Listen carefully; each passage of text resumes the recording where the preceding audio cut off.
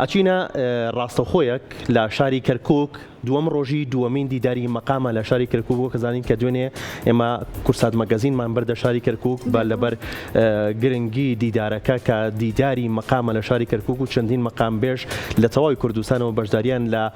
دیداری مەقام لە شاری کەرکووک کردهبوو و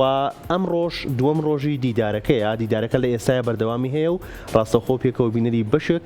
لە دیدارەکە بین بە شێوەیە ڕاستەوخۆ.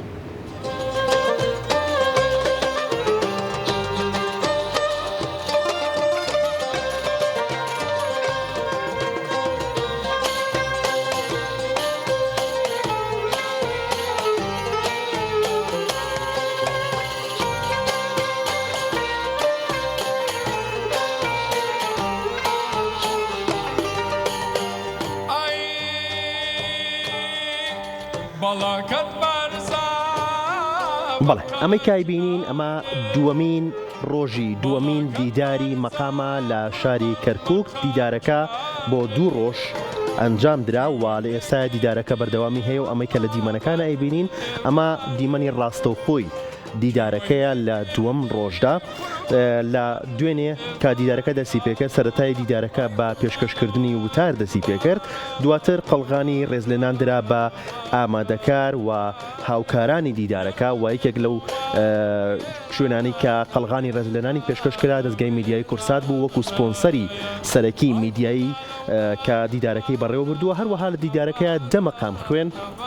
بەشدار بوون لە هەردوو ڕۆژی دیدارەکەیە کە پێک هاتبوون لە محەممەد هیوا لە شاری کەرکووکەوە بەشداری کردبوو، ئەحمەد نەجیب لە شاری کەرکووک و چنوار کەرکووکی بە هەمان شێوە لە شاری کەرکووکەوە، شەماڵ محەممەد تۆفیق لە شاری سلێمانی، شنیار نەجیب لە شاری سلێمانی، محەممەد گەرمیانی لە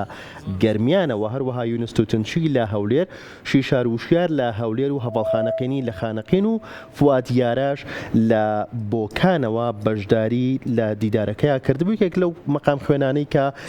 بەشدار بوون لە دیدارەکەیە ئەمڕۆ لە سنتەری ڕۆشنبیری کەرکووک سیمینارێکیان بۆ ڕێخست، ئەویش هونەرمەندی مەقام خوێن محەممەد گەرمیانی بوو کە یەکێکە لە مەقام خوێنەکانی کە لە دیدارەکەیە بەشداری کردبوو. ئەمڕۆ سیمینارێکی بۆ ڕێکخرا لەسەر مەقامی ئەڵڵا وەیسی و یەکێکی دیکە لە مەقام خوێنەکان حەمە هیوا بوو کە لە بەرنامەکەی دوێنێمانە بەشداری کردو و چەند مەقامێکیشی پێشکەشکردنی نە بەرنامەکەیە و خۆی باسی لەوە کرد کە لە تەکی چاڵەبانیەوە فێری مەقام خوێندن و جۆرەکانی مەقام بێژی بووە.